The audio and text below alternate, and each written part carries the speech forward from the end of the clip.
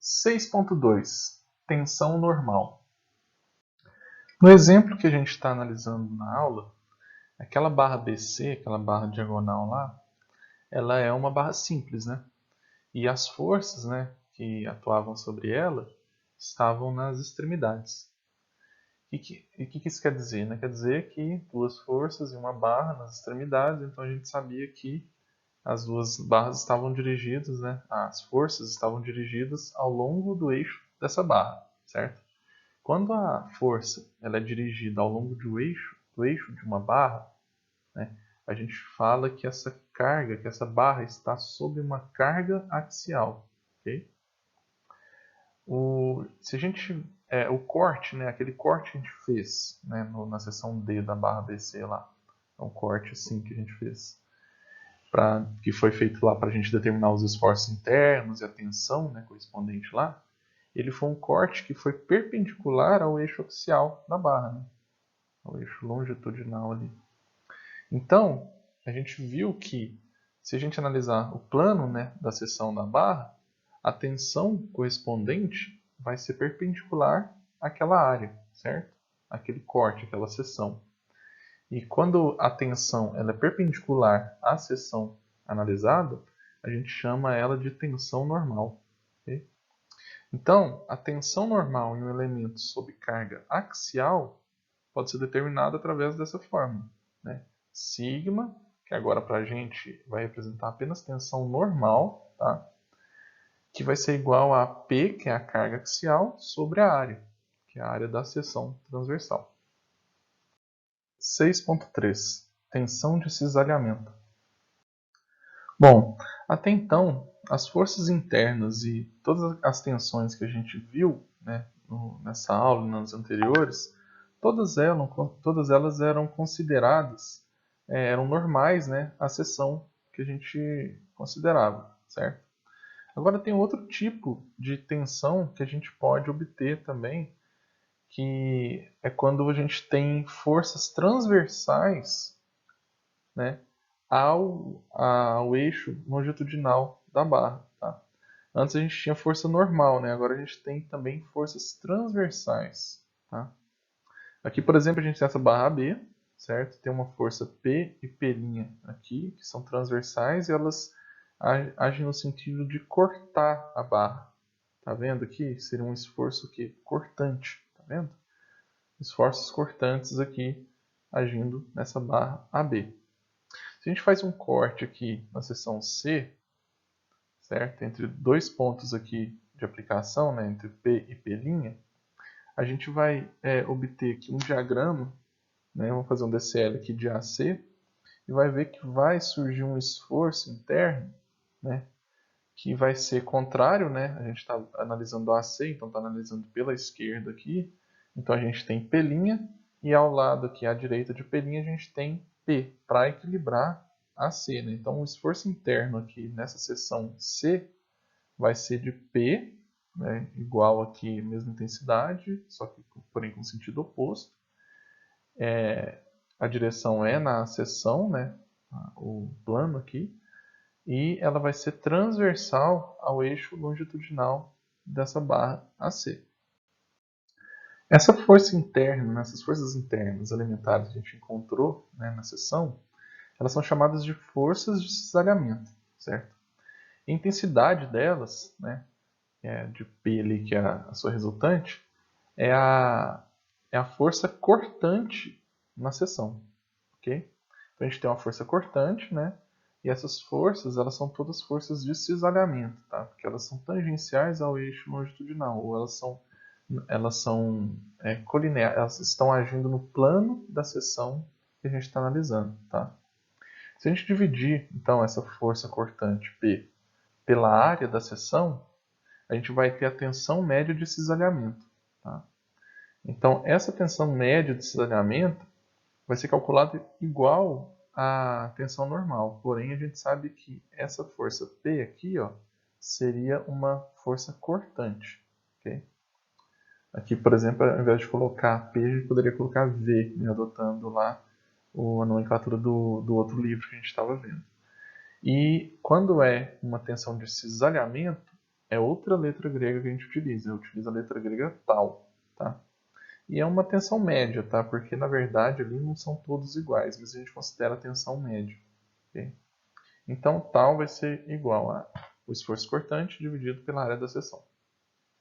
A gente vê essas tensões de cisalhamento em parafusos, tá? Parafusos unindo chapas, por exemplo. Então a chapa pode estar tracionando para um lado, puxando para o outro, e o parafuso está recebendo ali uma tensão de cisalhamento, está recebendo uns esforços cortantes ali, forças de cisalhamento, tá?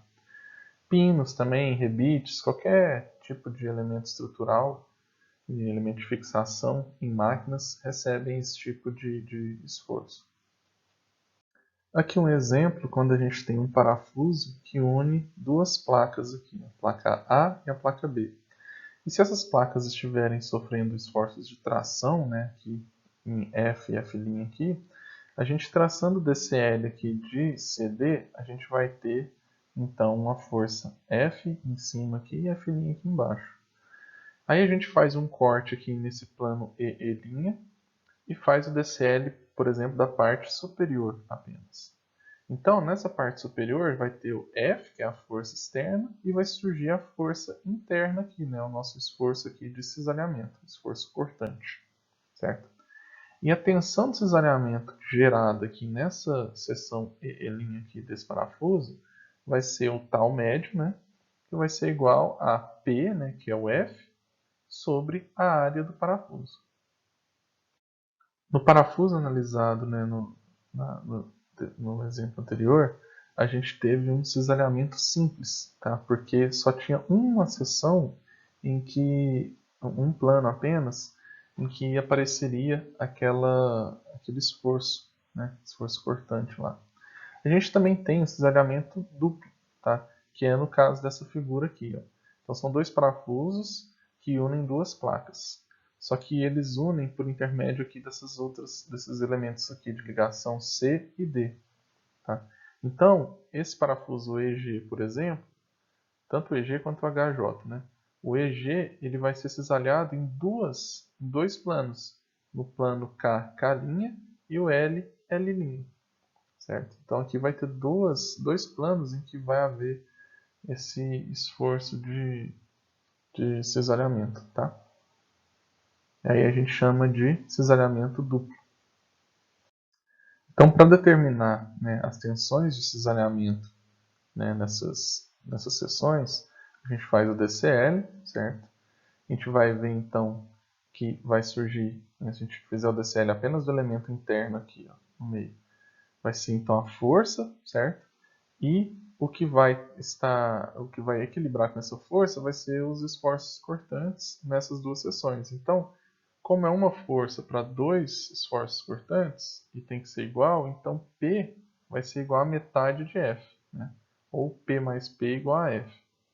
Então, quando for calcular o esforço cortante, ou melhor, a tensão de cisalhamento aqui nesse parafuso, que está submetido a um cisalhamento duplo, a gente vai ter então que calcular P sobre A, né? E P a gente sabe que é metade de F. Então fica F sobre 2 vezes A, né? F sobre 2A.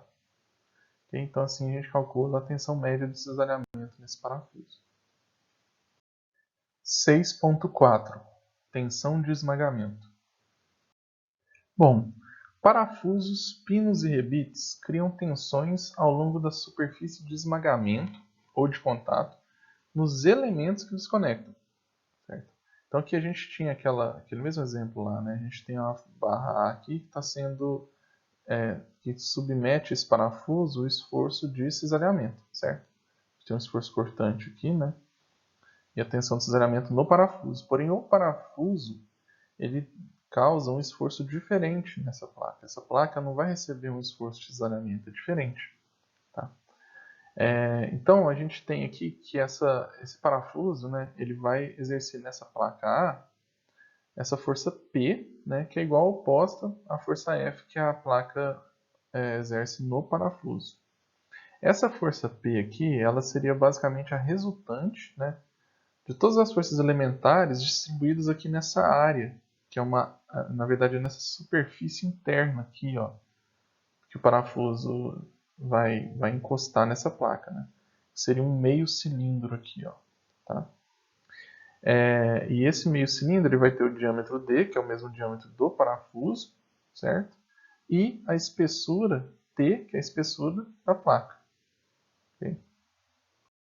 Para a gente calcular a tensão de esmagamento, certo? A tensão que o parafuso vai exercer aqui nessa placa, a gente calcula o valor médio, tá? Porque como imagina que é um cilindro, então a gente tem que considerar todos os elementos, quais os esforços estão sendo aplicados em cada um deles.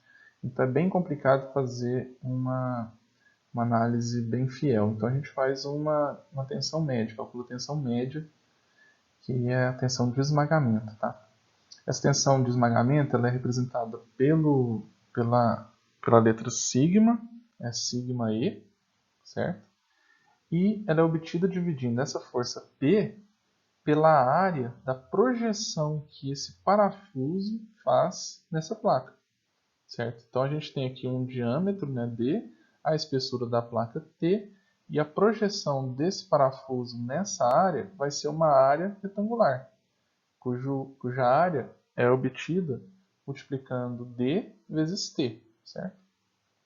Aí, então, seria o diâmetro vezes a espessura da área. Então, a tensão de esmagamento, sigma E, vai ser igual a P sobre T vezes D, que é a área aqui dessa projeção. Beleza? Então, aqui a gente tem a tensão de esmagamento. 6.5. Análise de uma estrutura simples.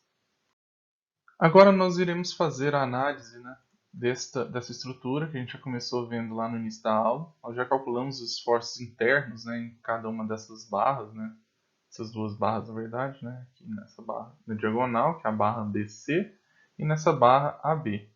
Já chegamos a calcular, né, na barra BC qual que é a tensão, né, aqui no meio, né, onde tem essa seção aqui com diâmetro de 20 milímetros, mas agora a gente vai fazer outros cálculos também. Tá? Outra coisa é que a gente agora tem mais informações, tá? A gente tem aqui os diâmetros dos pinos, nós temos umas dimensões aqui que antes a gente não tinha. Para a gente poder fazer cálculos aqui de tensões de cisalhamento e de tensões de esmagamento também. Então vamos lá. Aqui a gente tem então a barra AB, então a gente vai calcular a tensão normal. Né? A gente já viu que ela está sob compressão, certo? E agora a gente já sabe que o esforço interno é de 40 kN. Calculamos a área, que aqui a gente tem já a área de 50 milímetros por 30, então 50 vezes 30 milímetros dá 1,5 vezes 10 a menos 3 metros quadrados. É interessante a gente passar para metro quadrado e para newton, para a gente poder utilizar a unidade Pascal, tá? Que é newton por metro quadrado. Então aqui é quilonewton, então a gente sabe que é 40 mil newtons. E aqui a gente passou de milímetro para milímetro quadrado, né? Para metro quadrado. Tá? Então, calculando, a gente vai ter aqui uma tensão normal de menos 26,7 megapascal. O valor negativo é porque está em compressão, tá? Então, quando a gente for fazer os exercícios aí de tensão que seja normal, negativo significa que está em compressão, positivo significa que está sob tração. Já para a barra BC, nós já fizemos o cálculo, né, da tensão, então a gente sabia que o esforço interno era de 50 kN de tração, a gente sabia que a área, né, a gente multiplica aqui o D, a gente primeiro pega o raio, né, πr ao quadrado, né, eu pego o raio de 10 milímetros, eleva ao quadrado multiplicado por π, então 10 ao quadrado 100 por π, 314, vezes 10 a menos 6 metros quadrados, e a gente viu que é uma tração, né, positiva de 159 megapascal. Agora a gente vai fazer a análise também um ponto um pouco mais, digamos, crítico nessa barra, que é onde a gente tem uma extremidade achatada aqui, onde a gente tem a menor área nessa barra, certo? É bem aqui na metade aqui, ó, desse diâmetro aqui, ó, tá, do pino. Se a gente dividir aqui, a gente pega aqui, a gente já sabe que vale 40 milímetros, certo? é 40 milímetros essa distância. A gente sabe que a espessura aqui vai ser 20, né, que é igual ao do diâmetro aqui. Então seria 40 vezes 20, só que a gente vai ter que retirar essa parte aqui interna. Então seria 20 vezes 40 menos 25 centímetros, 25 milímetros, que é o diâmetro aqui do pino. Tá? Então 40 menos 20, 25 vai dar 300, né? Vezes 20 vai dar 300 vezes 10 a menos 6 metros quadrados. Então a gente vai pegar só esse pedacinho aqui, ó, para aplicar esse mesmo esforço, tá?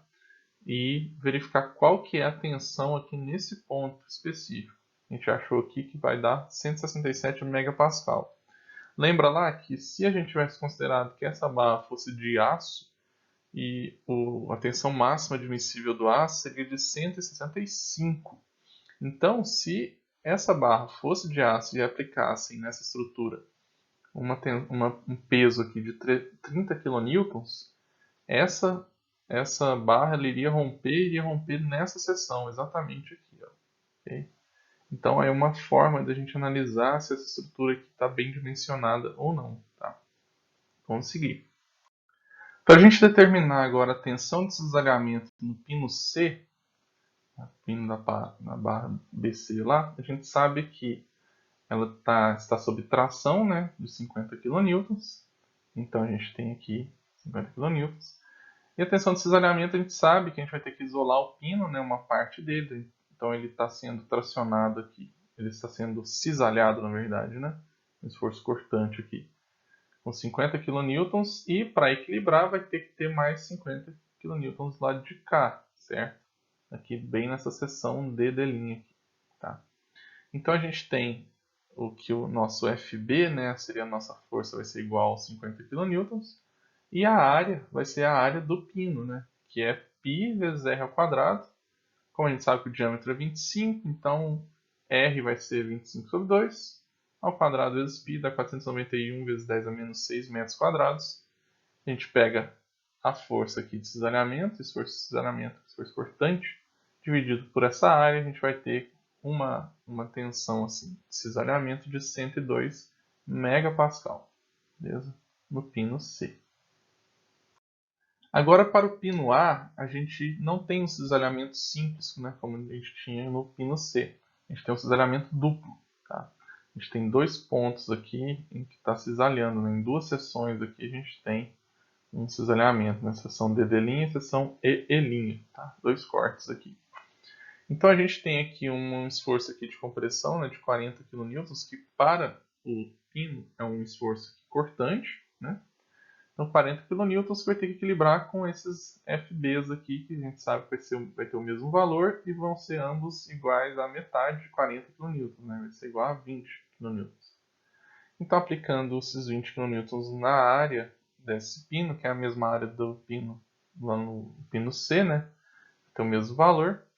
Então vai ser igual, a gente divide os 20 kN pela área, vai dar 40,7 megapascal. Então a gente vê que a área ela vai ser a mesma, porém a tensão, né, a força, na verdade, o esforço aqui cortante vai ser dividido por 2, né, porque a gente tem um cisalhamento duplo aqui. Agora no pino B, a gente também tem que calcular a tensão do cisalhamento, a gente já vê que ele está sob cisalhamento duplo também. Tá? Então esse pino, a gente tem que analisar em duas seções diferentes. Como ele é simétrico, né? Então, calculando aqui na G vai ser igual para H, e calculando na E vai ser igual para uma F, que estaria aqui, que eles não colocaram aqui no livro. Tá? Então, primeiramente para E, né, a gente faz um DCL aqui desse elemento, né, desse segmento aqui, primeiro aqui de D a E, certo? A gente tem um esforço aqui de 15 kN, né, que é justamente da força, né, que está para baixo lá, que é de 30 kN dividido por 2, né, então dá 15 kN. Então, nosso esforço cortante na seção E vai ser de exatamente 15 kN.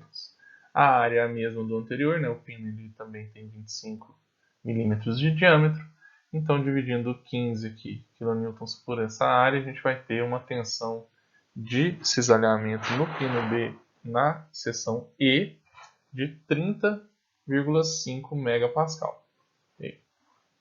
Já na seção G, a gente já pega o elemento de D até G, né?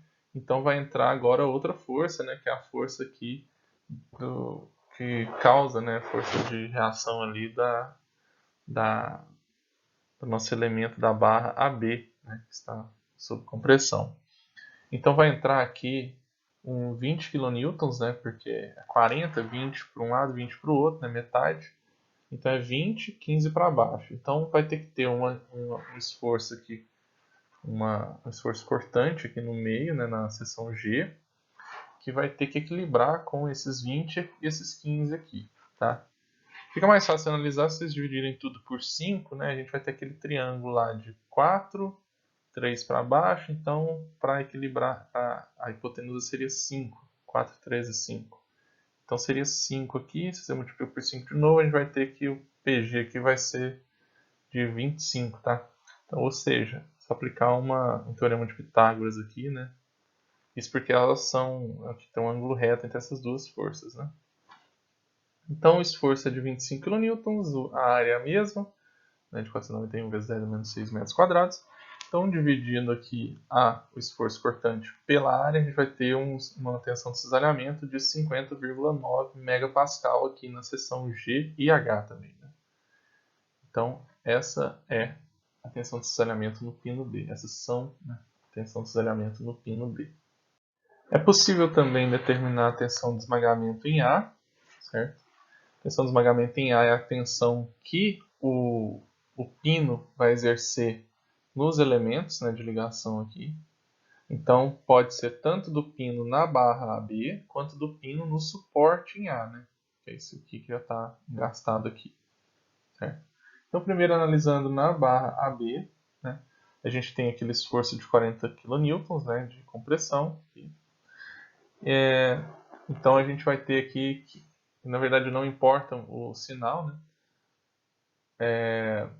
Então, ele vai ter que 30 vezes 25, né? Lembrando aqui, só para lembrar que a extensão de esmagamento a gente pega a espessura da placa vezes o diâmetro do pino, né? Para fazer aquele retângulo que é projetado, né, na área aqui, uma tensão média, né, de esmagamento. Então, D vezes T, T vai ser 30, certo? Vezes 25, que é o diâmetro, né, do pino. Então vai dar aqui 750 vezes 10 menos 6 metros quadrados de área projetada, que vai ser a área que a gente utiliza aí para calcular a tensão de esmagamento. Então 40 sobre esse valor vai dar 53,3 megapascal de tensão de esmagamento na barra AB. Para a barra, agora o suporte em A aqui, a gente vai ter uma área um pouco diferente, né? É o mesmo esforço, né, de 40, porém a gente vai ter aqui uma área sendo 2 vezes 25 aqui, né, 25 em cima e 25 embaixo, vezes 25, né, essa 2 vezes 25 é o T, né, é o T de cá e T de cá, 25 vezes 25, 25 mais 25, 50 aqui, vezes 25 do diâmetro do pino, tá? Para fechar aqui nossa área projetada. Então vai dar 1,25 vezes 10 menos 3 metros quadrados, que se a gente pegar o 40 kN e dividir por esse valor, vai dar 32 megapascal de tensão de esmagamento no suporte A. Aqui. Então assim a gente calcula, né, os esforços de esmagamento em A. Dá para fazer a mesma coisa, né, calculando em B e em C. É o mesmo tipo de cálculo, não vai mudar em nada. Só pegar aquele mesmo esforço, né, e fazer o cálculo da área projetada e dividir o esforço pela área, a gente ter a tensão de esmagamento.